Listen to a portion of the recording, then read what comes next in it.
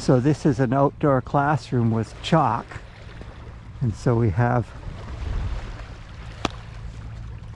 here different colors of chalk. Wow. And so this is white chalk. Wow. And then there's different colors, and so we can draw a graph. So we might have here, we have typically we have flow in, say, a pump or something. We're going to have flow as a function, head as a function of flow. So typically this is head here.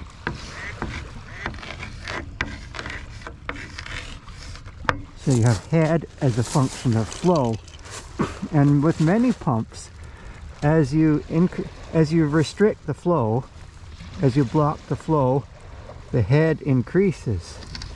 It gets more and more head, but then sometimes it levels off, and actually you get less head when you deadhead the pump.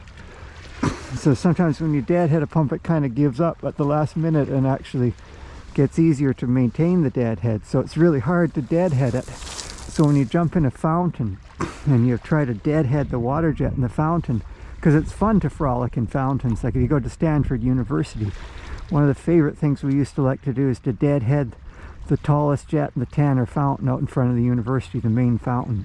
And so I used to, you'd try and come down on that jet and get closer and closer, and it would just blow your hand off, and you'd try to hold it on. And if you hold it with all your might, I remember sometimes these big football players would get in there and try and deadhead it, and they couldn't do it. And just me, a professor, I just jumped in there and easily deadhead it, because I kind of got used to how to hold my hands, how to get the right balance between stability and dexterity and strength, and deadhead that. So I used to do that. I used to do 3 sets of 10 deadheads on each hand, 3 on the left hand and 3 on the right hand, 3 sets of 10 every morning on the way in, and then I'd do another 3 sets of 10 on the way back home as I passed by the fountain.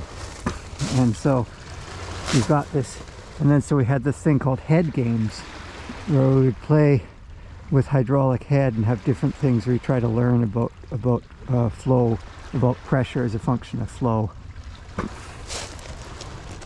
And so now we can categorize different things. We can use this as a form of taxonomy. So we can have this curve-based taxonomy. So you can say, what are things that have lots of flow and lots of water? I could also say volume, how much water.